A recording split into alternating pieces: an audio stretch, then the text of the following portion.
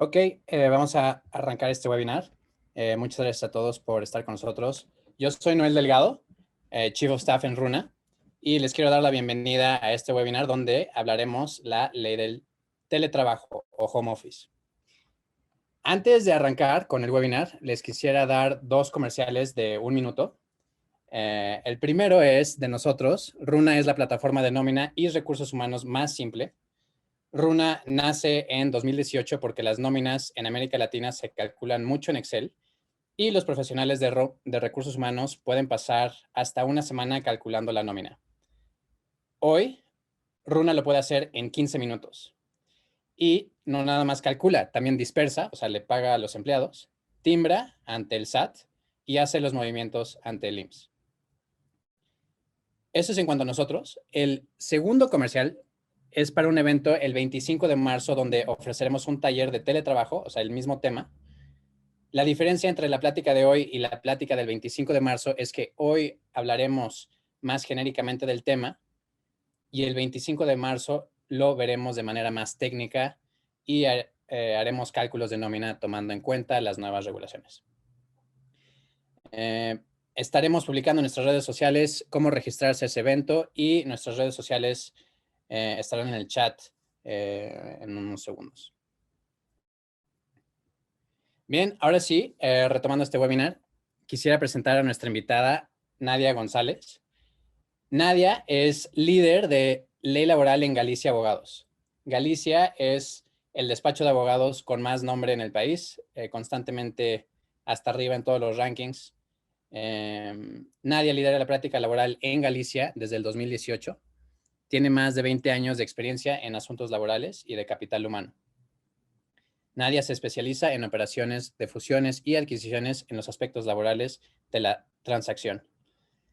Es integrante de la Barra Mexicana Colegio de Abogados AC, capítulo Nuevo León, donde coordina la Comisión de Derecho del Trabajo y forma parte del Consejo Directivo. Nadia ha sido reconocida por Chambers and Partners y Who's Who Legal como experta en su práctica.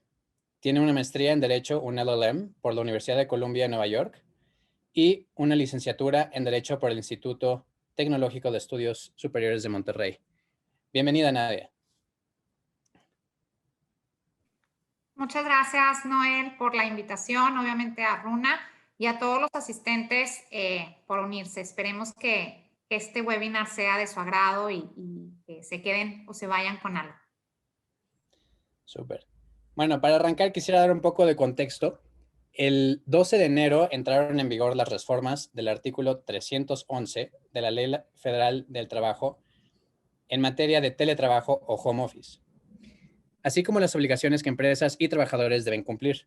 A partir de ese día, se reconoce el desempeño de actividades remuneradas en lugares distintos al establecimiento del patrón, por lo que no se requiere la presencia física en el centro de trabajo.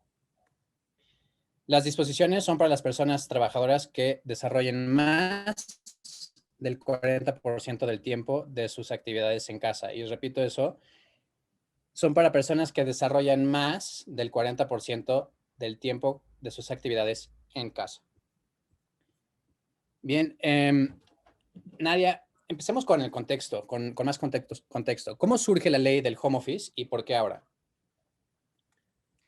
Claro, bueno, no es algo tan nuevo de diciembre a la fecha, ¿no? O de enero que se publicó en el Diario Oficial de la Federación.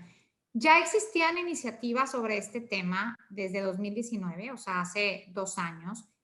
¿Por qué? Porque es una tendencia mundial, digamos que es de las denominadas nuevas formas de trabajo, del futuro del trabajo.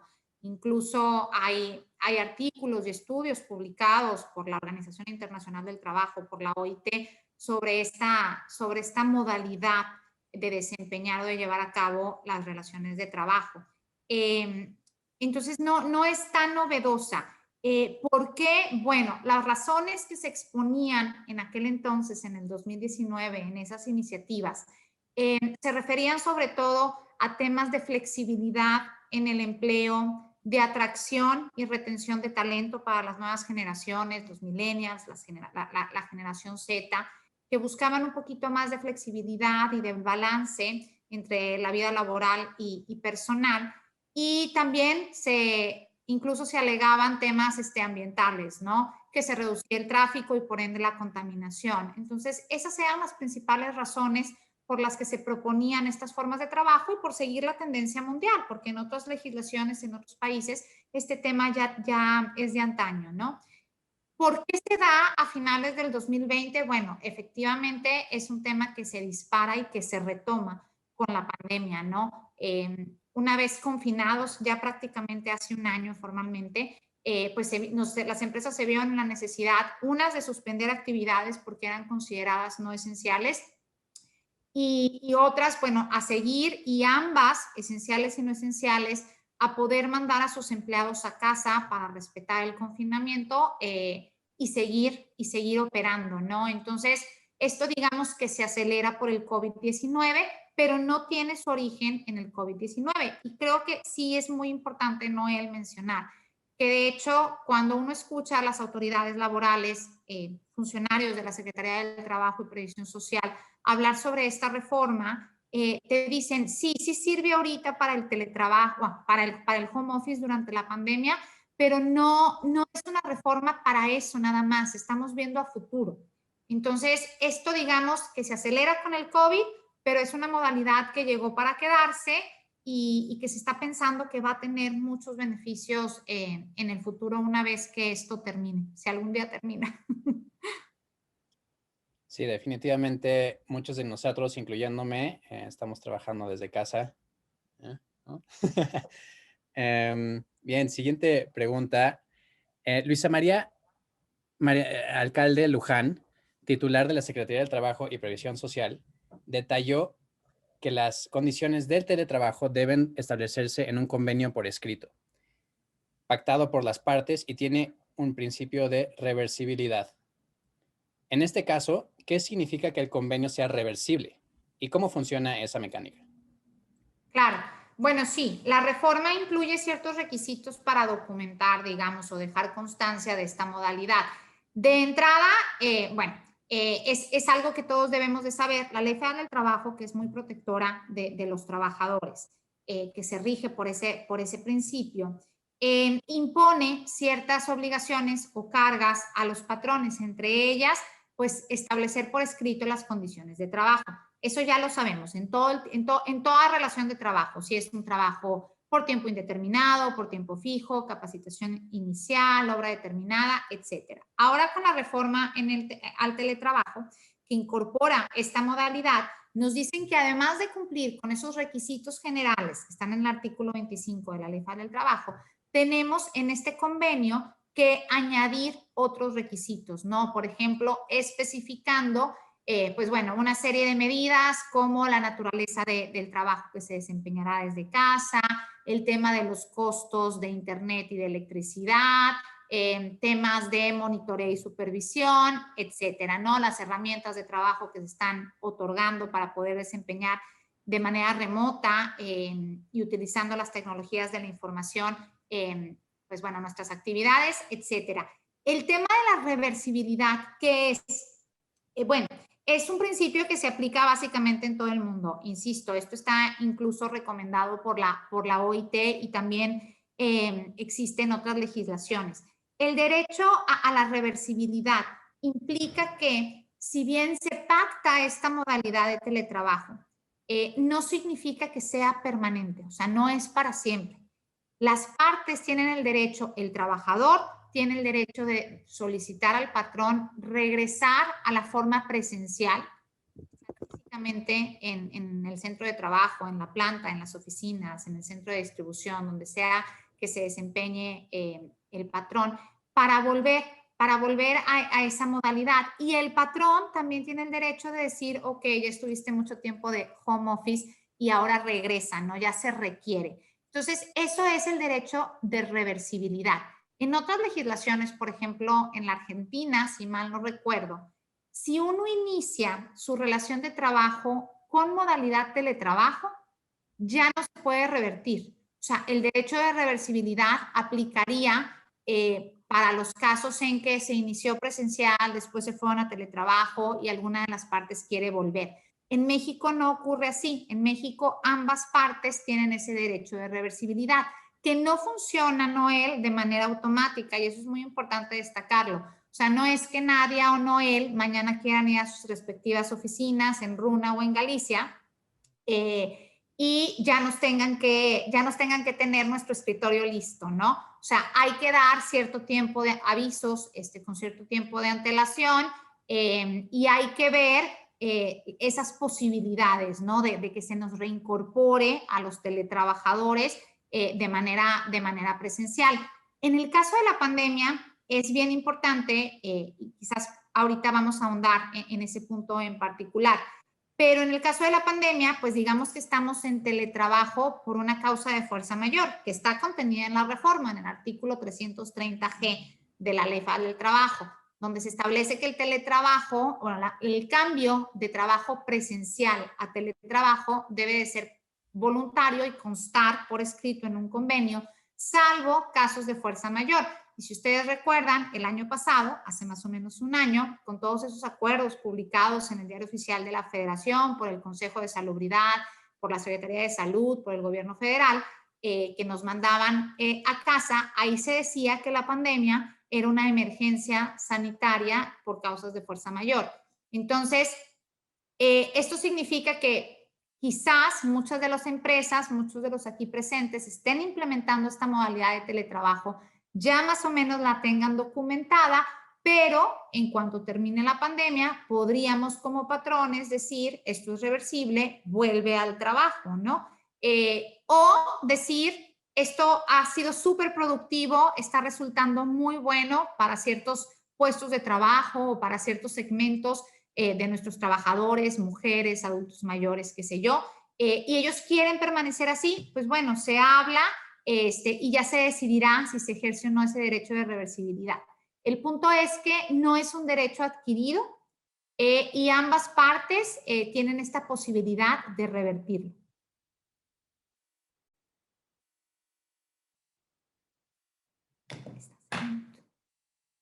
Perdón, estaba en mute. Ok, interesante el contexto de otros países, como en Argentina, para saber un poco más qué es lo que pasa fuera de México, ¿no? Entre las nuevas obligaciones para las empresas se encuentran proporcionar, instalar y encargarse del mantenimiento de los equipos necesarios para el teletrabajo. Por ejemplo, el equipo de cómputo, sillas ergonómicas, impresoras, entre otros. Conforme a esto, ¿cuáles de estos son opcionales y cuáles son verdaderamente obligatorios? ¿Y cómo es que se regulará? Sí, mira, aquí la ley ejemplifica, ¿no? Incluye en la reforma una serie, ¿no? Impresora, internet, la computadora, el equipo de cómputo, incluso también ahí menciona sillas ergonómicas. No significa que esos ejemplos que dan la ley todos sean obligatorios y todos apliquen. ¿Por qué? Porque depende de las funciones del puesto de trabajo.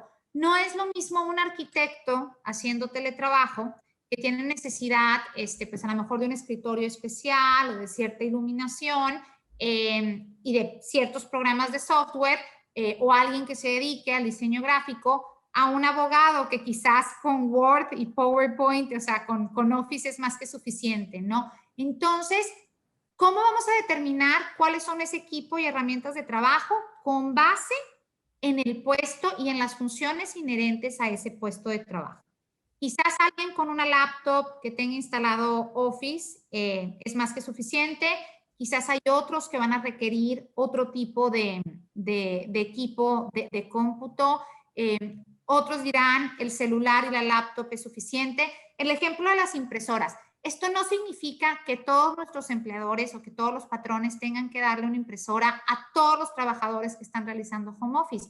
Si uno se pone a pensar, muchas veces en las oficinas hay una impresora por piso, o sea, no es posible ahora comprar 500 impresoras, ¿no? Entonces, depende de las necesidades de cada puesto y evidentemente también dependerá de la situación económica de cada empresa. Yo soy de la idea que quizás con la laptop y un teléfono sería más que suficiente, ¿no? Ha habido empresas que han apoyado incluso un poco más con las sillas, con escritorios, pero no es que todos los ejemplos que pone la Ley Federal del Trabajo tengan que otorgarse. El tema de las sillas es muy chistoso porque casi todos mis clientes me han preguntado por las sillas. En realidad, el racional detrás de eso es, pues ya tengo las sillas porque están en la oficina. O sea, si eso mejora la productividad y hace a mi empleado sentirse más contento, pues que venga por la silla y se la lleve a su casa, ¿no? Pero no existe per se una obligación ahorita, hoy, 9 de marzo del 2021, de darle sillas ergonómicas e impresoras a todos los trabajadores que estamos trabajando desde nuestro hogar. Y también como que quién decide qué es una silla ergonómica y qué no, ¿no? O sea, bueno, ese tema es bien interesante y está regulado. Bueno, ustedes saben que existen, además de la Ley Federal del Trabajo, existe un reglamento federal de seguridad y salud en el trabajo y muchas normas oficiales mexicanas expedidas por la Secretaría del Trabajo y Previsión Social. Y algunas de estas normas tienen que ver con el tema de salud y no sé, algunas se refieren a iluminación, otras a vibraciones, otras a ruido, otras a manejo de sustancias peligrosas y otras a temas ergonómicos, ¿no? Entonces, ahora sí que queda fuera de mis capacidades cuáles son los requisitos de una silla ergonómica, pero sí está definido, hay estudios de eso y, insisto, dependiendo pues del tipo de trabajo que desempeñemos, habrá necesidad de contar con escritorios o con sillas ergonómicas, ¿no?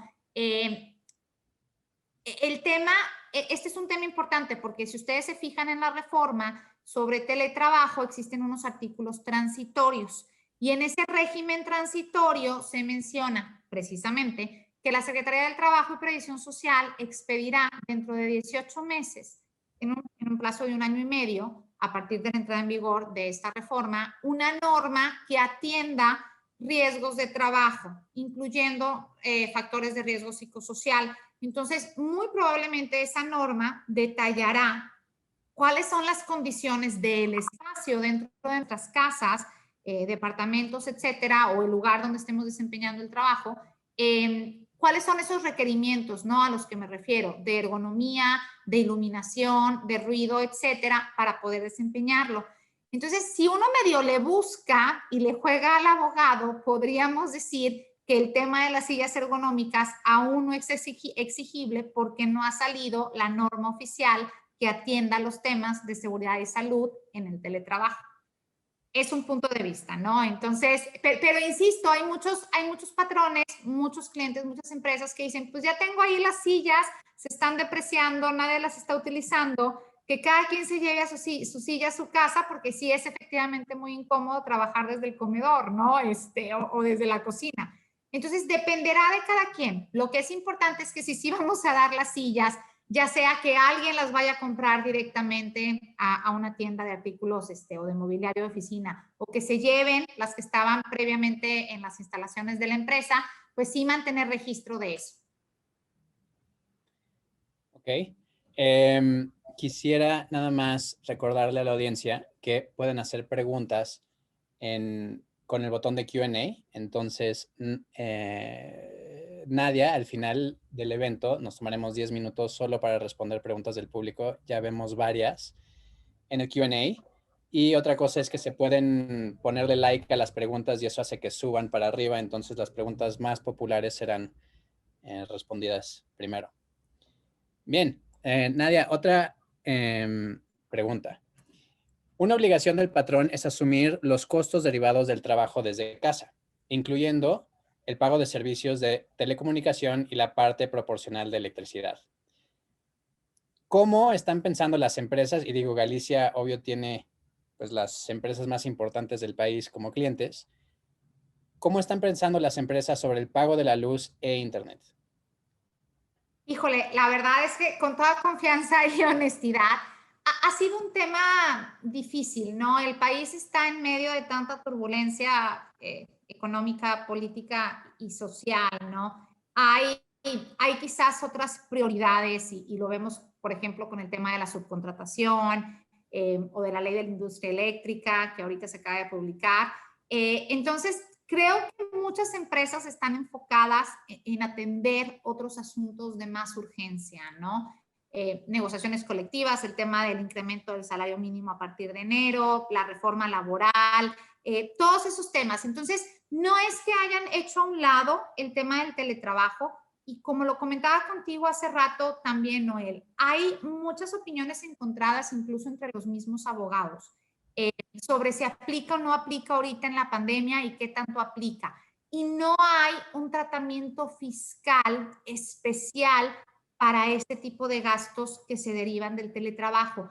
Entonces, creo que muchas empresas no han tomado acciones todavía para implementar este tema, y las que sí tengo, ahora sí que una amplia gama de ejemplos. ¿Por qué? Tengo los clientes súper conservadores que me dicen, bueno, yo voy a dar una cantidad fija, la determiné porque hice una encuesta y en el mercado más o menos el costo promedio del internet por casa, habitación es de tanto y de la luz es de tanto. Y se los voy a dar a mis empleados cada mes o un bono cada 3 meses, ¿no? Y tengo otros que dicen, pues yo la verdad son muy pocos mis trabajadores que pueden realizar el trabajo desde casa, entonces les voy a decir que me manden la copia de su recibo cada mes escaneada y con eso voy a determinar. Y tengo otros muy agresivos que dicen, no, con el salario o con el incremento salarial que acabamos de otorgar, ya se cubre cualquier tipo de gasto derivado del teletrabajo. Y otros que me han dicho, es que los empleados están ahorrando dinero porque no tienen necesidad de trasladarse desde su casa al centro de trabajo, no están gastando en gasolina, no están depreciando su coche, entonces con ese ahorro se cubren los gastos de teletrabajo. Tenemos varias posturas. La ley es omisa sobre una fórmula o mecanismo de cálculo de estos gastos. O sea, la ley nada más nos dice, tienen que pagar lo proporcional de electricidad y los costos de telecomunicaciones, ¿no? Que es el internet.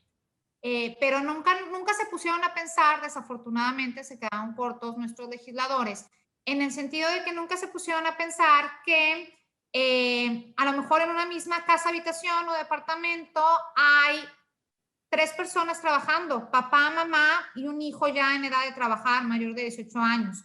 O está el papá trabajando, pero vive la abuelita con ellos y la abuelita consume internet y cable, ¿no? Televisión por cable. O tenemos a 3 o 4 niños haciendo homeschooling, educación remota, que también requiere internet.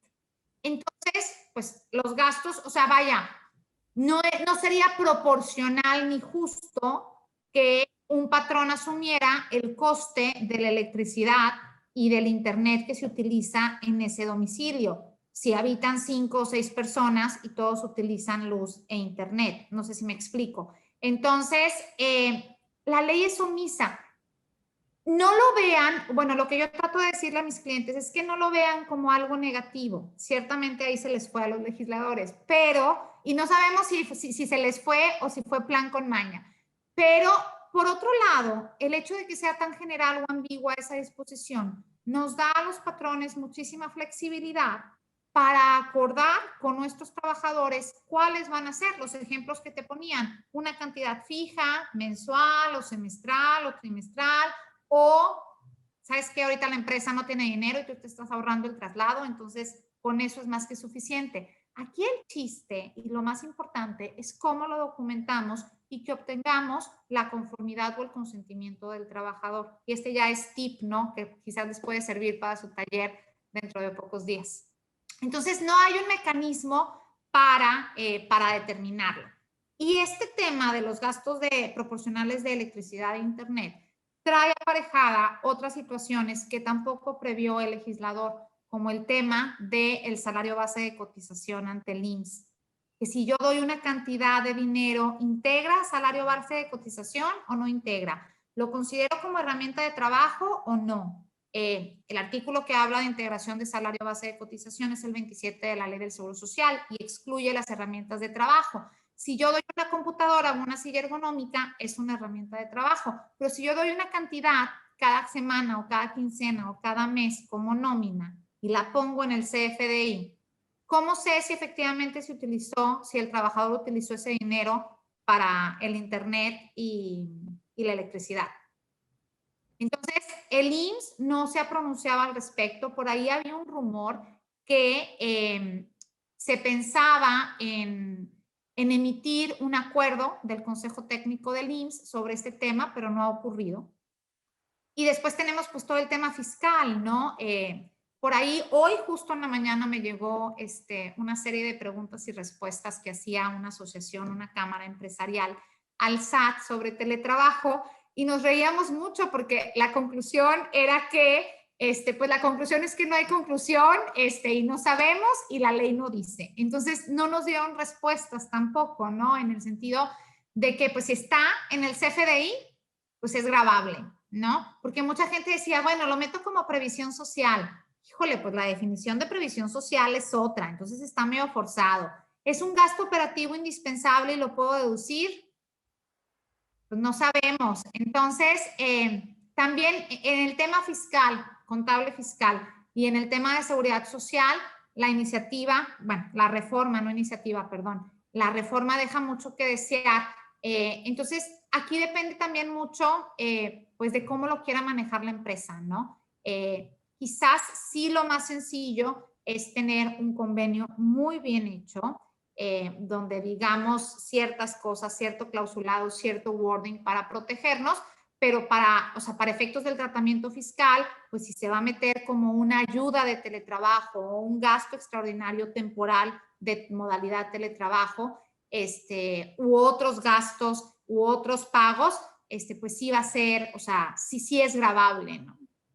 Digo, pero yo no soy fiscalista. Ahora sí también que por favor consideren que soy laboralista, entonces no me quiero meter a temas contables. Para eso tienen a sus expertos. Sí, a expertos y también Runa y nuestro taller el 25 de marzo, donde veremos las partes técnicas del teletrabajo. Pero bueno, otra pregunta. Una obligación del patrón es respetar el derecho a la desconexión de las personas al término de la jornada laboral. ¿Cómo funciona esto en la práctica? Si mi horario es de 9 a 6 y me llega un WhatsApp a las 8 p.m., ¿qué debo de hacer yo y qué repercusiones podría tener la empresa por esto? Bueno, tiene una gama de repercusiones. Mira, te voy a dar dos respuestas, la jurídica y la práctica.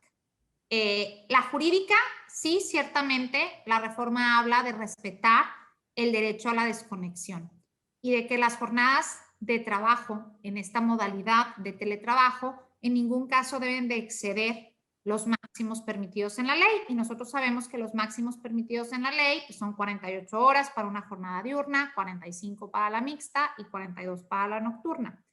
Distribuidas dependiendo de la naturaleza del puesto, la carga de trabajo, etcétera. ¿Cuál es el punto esencial cuando estamos documentando esos términos y condiciones? Es el convenio, el contrato en general, hablando de otro tipo de modalidades, y en el caso del teletrabajo será el convenio. Entonces, yo tengo que asegurarme de incluir eso en el convenio, de decir que mi jornada semanal pues no excederá de 48 horas y que voy a respetar el derecho a la desconexión.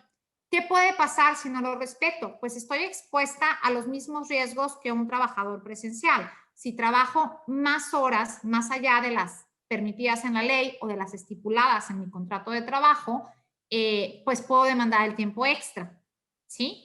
Tiempo extra incurrido y no pagado. Entonces, en ese sentido, el riesgo es el mismo. ¿Qué es lo que hace diferente al teletrabajo? Que pues no estamos sujetos a un mecanismo de control y supervisión de asistencia tal cual. Digo, hay algunos programas y algunos trabajos que lo requieren, ¿no? Que si te tienes que hacer login a la intranet de la empresa o a cierto sistema, a lo mejor ahí se refleja, pero pues no es que chequemos, marquemos una tarjeta de reloj checador o pongamos nuestro pulgar, porque no estamos acudiendo a las oficinas. Entonces, el tema, visualizando un posible conflicto, un litigio laboral, El tema de a qué horas me conecté, a qué horas me desconecté, a qué horas respondí el teléfono o mandé un correo electrónico, quizás podría dificultarse. También porque no hay testigos, ¿no? Pues tu esposa o tu hijo no va a ser tu testigo, digo, no podrían. Entonces, este tema se complica mucho. Por eso lo indispensable de hacer un buen convenio de modalidad teletrabajo. Ahora, ¿qué pasa en la práctica? La verdad es que el COVID nos ha venido a borrar cualquier límite de jornada, de derechos a la desconexión, derechos a la privacidad. Hay una invasión de todo tipo de colegas, jefes, clientes, proveedores, que pues ya entre el webinar por Zoom, por Webex, por Teams, el WhatsApp, el teléfono celular, el teléfono de la casa incluso, o sea, ya diría yo que es hasta un acoso, ¿no? No se está respetando. Nuestra reforma no especifica esos casos de, bueno, mi jornada, el ejemplo que tú ponías justamente, Noel, de mi jornada termina a las 6 y a las 8 contesté una llamada o mandé un correo electrónico, no lo regula per se, o sea, de manera expresa.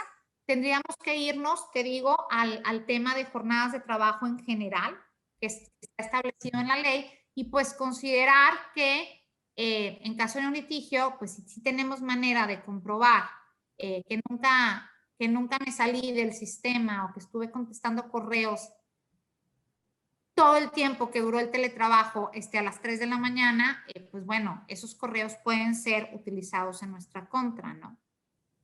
Entonces aquí es valorar. Si pasa en alguna ocasión, pues bueno, hubo una necesidad, ¿no? Se puede entender. Pero si ya es una constante, pues sí las empresas están incurriendo en riesgo. Justo en la legislación argentina, y perdón que me refiera tanto a ella, pero es que su ley de teletrabajo salió publicada un par de semanas después de la nuestra y es muchísimo más puntual en esas cosas, ¿no? Ahí sí se menciona específicamente que dependerá, o sea, vaya, que no se consideraría, digamos, este tiempo extra si de repente se tiene la necesidad de atender alguna urgencia, ¿no? Se refieren al tema, o sea, se refieren al tema de que sea algo extraordinario, no constante o permanente, y que sea urgente. Por ejemplo, si tu puesto de trabajo o el mío requiere hablar constantemente con gente que está en China y van 17 horas adelante de nosotros, pues a lo mejor sí voy a tener que contestar correos a las 11 de la noche, ¿no? O a las 5 de la mañana. Pero también depende del puesto de trabajo y de los usos horarios o de las zonas horarias con quien yo tenga que cooperar o colaborar con base a mi puesto de trabajo y al tipo de empresa en la que estoy. En otros países, y esto es bien interesante, por eso te digo que a lo mejor sí, por la premura de sacar ahorita esto en medio de la pandemia, se nos fue o se les fue a los legisladores. En otros países, por ejemplo, en Alemania, en ciertas empresas está terminantemente prohibido contestar dispositivos electrónicos, llámese mensajes celular o correos electrónicos después de tal hora. O sea, automáticamente yo me imagino que un servidor te los bloquea y ya no los puedes contestar, precisamente para evitar que los trabajadores incurran en tiempo extra que luego tiene que ser pagado por la empresa y también por tema de que no haya sobrecarga de trabajo, por todo este tema de los factores de riesgo psicosocial, de que las jornadas tienen que ser adecuadas para que nos permitan tener este balance vida personal, trabajo. Entonces, depende de las legislaciones y sí hay legislaciones muchísimo más avanzadas que nosotros. Estoy de acuerdo. Creo que algo que podemos aprender siempre de los europeos es a separar su vida personal de su vida profesional, que creo que lo hacen bastante bien desde antes del teletrabajo. Voy a hacer una pregunta más que tenemos preparadas y después podemos pasar a las preguntas del Q&A. Para hacer una pregunta en el Q&A se utiliza el botón de abajo y si ven preguntas ahí que les parecen interesantes les pueden poner like. Bien, considerando que hay trabajo presencial y trabajo remoto, la ley intenta promover igualdad entre las dos modalidades en cuanto a remuneración, capacitación y formación. ¿Qué sucede cuando tienes dos empleados en el mismo puesto y el mismo desempeño, uno de ellos presencial en Ciudad de México con un costo de vida alto y el otro remoto en provincia con un costo de vida bajo.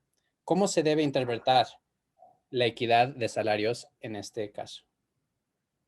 Claro, mira, esto también es importante. Si bien la reforma se refiere a este punto en particular, que no debe de haber ninguna distinción entre los trabajadores que desempeñen el mismo puesto de manera presencial y bajo la modalidad teletrabajo, es un principio que ya estaba consignado en nuestra ley.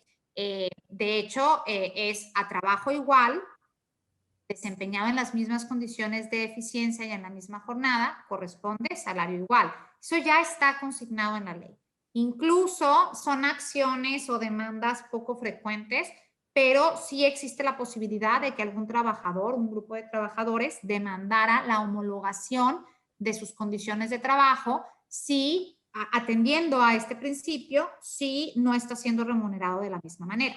Y después tenemos el tema también a partir del 2012, un poco más reciente, de la igualdad sustantiva entre hombres y mujeres y el artículo 56, que es el 2 y el 3 de la Ley Federal del Trabajo. Y después el 56, que habla de que los trabajadores no podrán distinguir respecto de las condiciones de trabajo por ningún tipo de característica regulada, ¿no? O sea, aquellas que pudieran derivar en un acto de discriminación por género, por orientación sexual, por orientación política. Incluso en el caso de las mujeres se habla por tener a su cargo responsabilidades familiares, el cuidado de hijos menores. Entonces, es un principio que ya existe en nuestra ley. Entonces, hay muchas maneras de hacerlo valer o decir qué artículos de la ley se estarían violando. En el caso del teletrabajo en específico, esta reforma lo establece expresamente. ¿Por qué? Porque se tiene el temor que el teletrabajador, pues bueno, quizás no va a estar haciendo tanto networking o no va a tener suficiente exposure porque está en su casa y no de manera presencial. Entonces se está tratando de cuidar ese aspecto, ¿no? Que no sea olvidado, que no porque está haciendo el trabajo desde su casa nadie se acuerde de él y no le den esta capacitación o estas oportunidades de promoción en el empleo. Entonces, tendrá que ser medido respecto a su productividad y a su performance, o sea, definitivamente. En el caso específico que pones de, bueno, es que uno está en Ciudad de México y el otro está, no sé, en Colima o en Tlaxcala o en un pueblito, ¿no? Donde el costo de vida es menor o sustancialmente menor, pues bueno, en ese caso, yo creo que hay que ser muy cuidadoso de cómo lo documentamos, ¿no? Quizás podríamos compensar a quien tiene, o sea, la solución que yo haría, y te la estoy diciendo de bote pronto, sería, tengo que ser muy cuidadosa de cómo establezco los contratos de trabajo y cómo determino los sueldos. Pero quizás yo pondría el mismo sueldo para los dos y a la persona que está en Ciudad de México, que tiene un costo de vida más alto, pues le daría una ayuda por costo de vida. O sea, no lo metería como parte de su sueldo por ese mismo puesto, me explico. Sí. O sea, haría otro concepto para evitar caer en esta prohibición que establece la ley.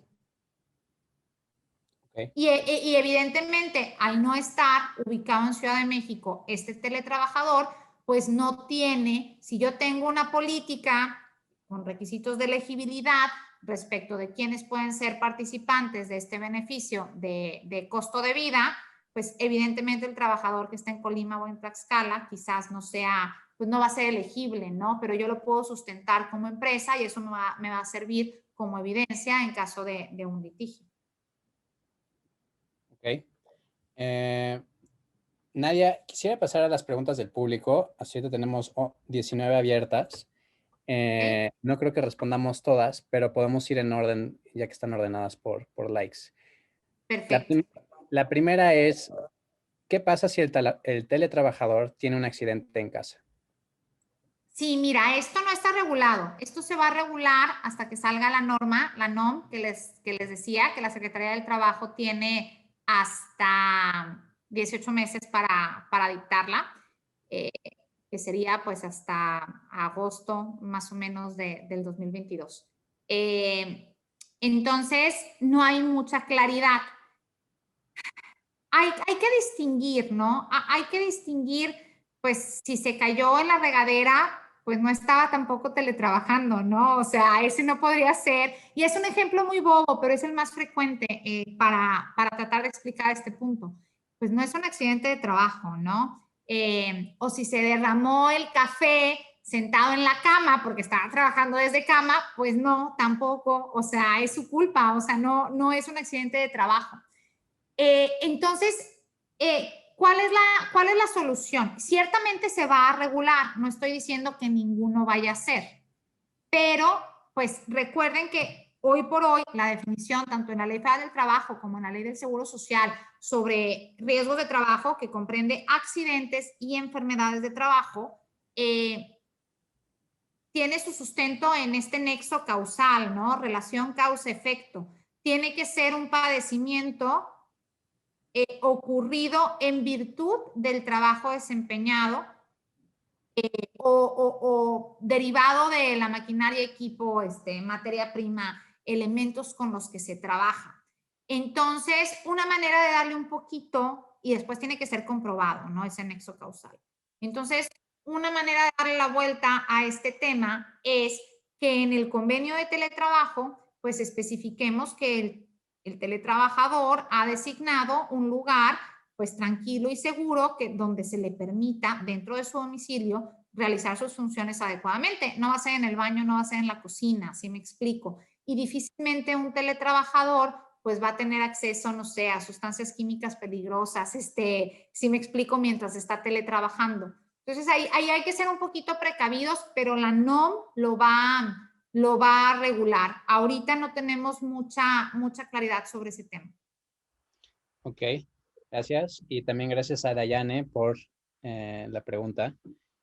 Siguiente pregunta del público es, en la reforma prevé cómo pagar apoyos económicos por parte del patrón para el pago de luz e internet. Ese se refleja en la nómina exento de IMSS, ISN e ISR. La reforma prevé como pagar, la estoy leyendo, perdón, como, como pagar apoyos económicos por parte del patrón para el pago. Ajá. No, es lo que ya habíamos comentado. La reforma no prevé el mecanismo para calcular, solamente establece la obligación de hacerlo. Y tampoco nos dice cuál es el tratamiento fiscal ni de materia de seguridad social, es lo que ya habíamos comentado. Entonces, si yo lo pago, si ese apoyo está reflejado en mi CFDI y forma parte de la nómina, pues sí sí es gravable. O sea, en ningún lado de la ley, ni en la ley laboral, ni en la ley del Seguro Social, ni en las leyes fiscales, ni en la miscelánea fiscal de este año, se establece que eso está exento de IMSS, impuestos sobre nóminas e ISR. Al contrario, lo que sabemos es que si lo pagamos en efectivo, independientemente de la periodicidad, pues se le tiene que dar tratamiento de salario y sujeto a retenciones, ¿no? Laboralmente hablando, ojo, únicamente laboralmente hablando, yo puedo decir que esto es una herramienta de trabajo y que por lo tanto no tiene una naturaleza compensatoria y no integrará salario para el cálculo de ningún beneficio o indemnización. Pero eso no significa que esté exento para efectos de ISR o que no integre salario base de cotización. De hecho, esa es la controversia o esa es la queja, que no se fijaron los legisladores en estas implicaciones fiscales y de seguridad social. Ok, y una subpregunta, ¿se debe pagar toda la cuenta de luz e internet del trabajador? No, justo es lo que estamos diciendo, ¿no? La ley no es clara, desafortunadamente, y pues no es lo mismo que sea una sola persona viviendo en un departamento de 100 metros cuadrados a que sea una familia con 5 personas trabajando, 2 estudiando, etcétera, ¿no? Consumiendo luz, bueno, electricidad e internet. Entonces, incluso la ley expresamente dice proporcional gastos de electricidad, no dice todo el recibo. Yo creo que la manera más fácil, en caso de que la empresa sí decida otorgar este apoyo económico, independientemente de cómo se denomine en el CFDI, es pues fijando una cantidad, ¿no? Determinando una cantidad fija y la temporalidad con la que lo va a pagar. Ok. Siguiente, de Pamela. En ningún caso se considerarán las obligaciones del teletrabajo mientras estemos en emergencia sanitaria. Es decir, el patrón no tiene obligación de cumplir con los gastos de luz, internet, sillas, etcétera, mientras sea por tema sanitario. ¿Es correcto? No, si así se me entendió, una disculpa, no, al contrario. Yo, mi interpretación jurídica, Nadia González, y sé que algunos colegas abogados difieren, mi interpretación es que ahorita nos aplica esta reforma desde la entrada en vigor, un día después de su publicación. Entonces, todas estas obligaciones estarían vigentes a partir de esa fecha. ¿Por qué? Y lo voy a aclarar. El artículo 330G de la ley establece que el cambio de modalidad presencial a teletrabajo debe de ser voluntario. Y muchos podrían decir, ahorita estamos en casa no de manera voluntaria, sino por la pandemia. Pero después te dice claramente, salvo casos de fuerza mayor debidamente acreditada. Y por eso hacía yo hace unos minutos referencia a los acuerdos publicados el año pasado que hablan de emergencia sanitaria por fuerza mayor. Ahí está su excepción. Que me dicen es que no puede ser teletrabajo, no se considerará teletrabajo si es esporádico u ocasional. Llevamos 11 meses encerrados haciendo teletrabajo. ¿Dónde está lo esporádico u ocasional? Esto ya es una condición permanente. Entonces, perdonen quizás lo simplista de la frase que voy a decir, pero si parece pato y hace como pato, pues es pato, ¿no? Entonces, si ya llevamos 11 meses, si la misma ley en el artículo 330G habla de esta salvedad de fuerza mayor debidamente acreditada y tenemos por el gobierno que la pandemia es una emergencia sanitaria por fuerza mayor en una publicación en el Diario Oficial de la Federación y hago más del 40% de mis actividades en teletrabajo y el patrón me dio herramientas como mi laptop o un celular para hacerlo desde casa, haciendo uso de las tecnologías de la información, para mí es teletrabajo. Entonces, tienen que cumplirse estas disposiciones. Es totalmente lo contrario, Pamela. No sé si con esto quedó más claro. Sí, sí quedó más claro y también tengo entendido lo mismo que acabas de mencionar por otras conversaciones que he tenido con abogados también. Y Pamela dice que gracias, que sí. Muy bien. Sí, no, lo que pasa es que te digo que hay criterios encontrados. Hace justo una semana estábamos también en otro foro sobre este tema, en un foro local en Nuevo León, y decían que algún abogado de Ciudad de México había dicho que las obligaciones de teletrabajo dependían del color del semáforo epidemiológico. Entonces, esa fue totalmente nueva para mí y pues bueno, obviamente todas las opiniones son respetables y sujetas a interpretación de los tribunales, ¿no? En caso de que haya conflicto. Pero no, para mí evidentemente aplica ahorita en pandemia. Va. Siguiente de Marisol Flores. Atendiendo el tema de reversibilidad, ¿qué pasa si el colaborador no quiere regresar a las oficinas? Tengo que despedirlo y liquidarlo. Sí podrías, insisto, aquí es primordial cómo redactamos ese convenio, ¿no? Si tenemos un reglamento interior de trabajo, un contrato colectivo o alguna política que se refiera a estos puntos, ¿no? Yo incluso estoy diciendo, bueno, si el patrón ejerce el derecho de la reversibilidad y requiere la presencia física del trabajador en sus instalaciones y no se está poniendo en riesgo su vida o su salud por el tema de pandemia, y le avisé con tiempo, pues el hecho de que el trabajador no cumpla es una desobediencia y la desobediencia es causal de rescisión bajo la ley federal del trabajo o faltas injustificadas, más de 3 faltas, despido o abandono de trabajo. Pero es bien importante pues tener ese lenguaje en nuestros convenios o en nuestras políticas para poder hacer valer, hacer exigible este tipo de disposiciones. O sea, en estricto sentido y buscándole, sí podrías despedirlo, Marisol. Ok.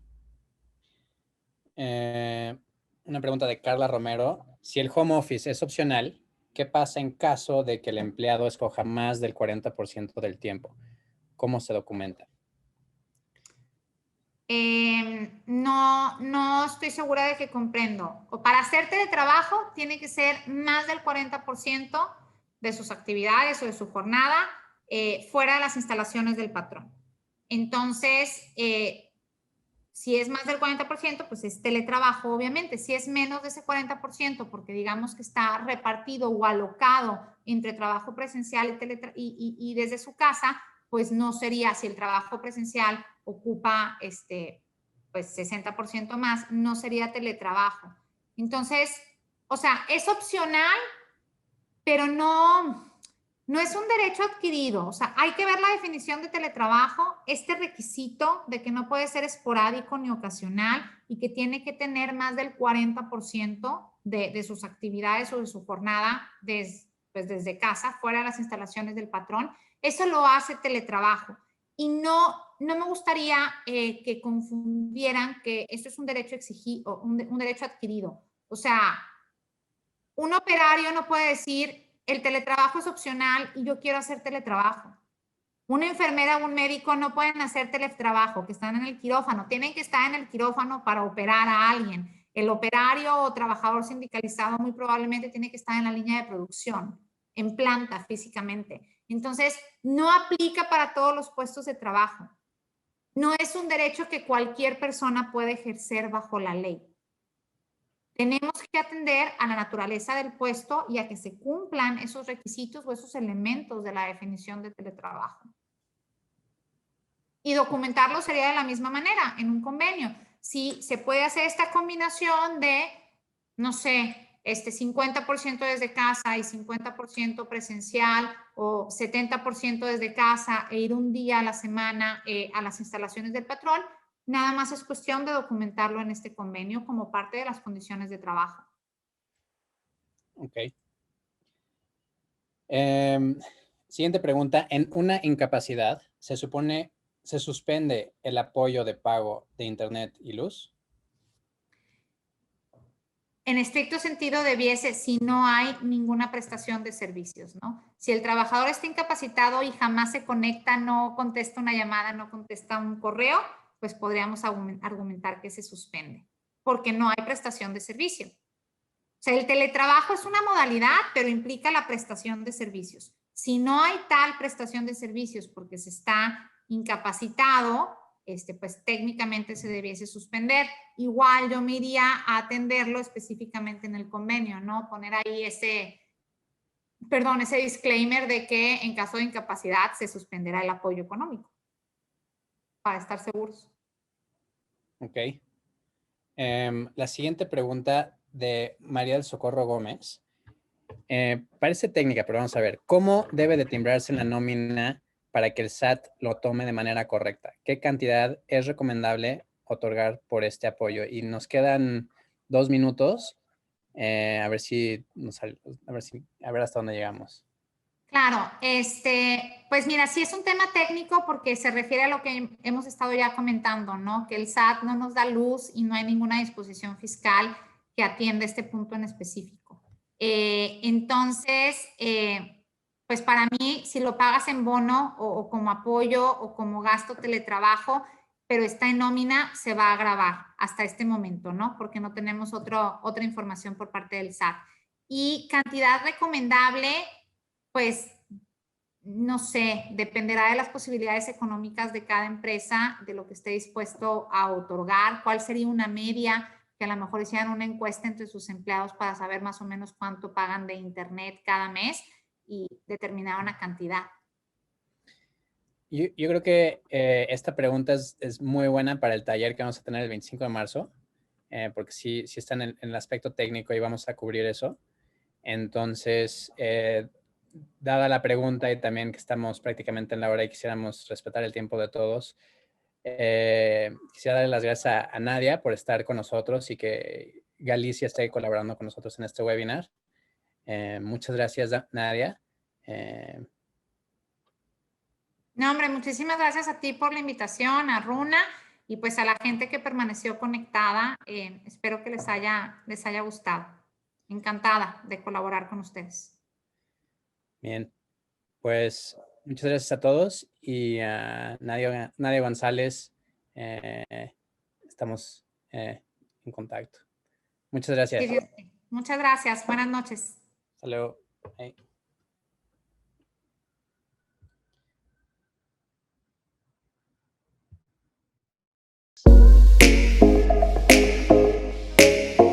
Bye.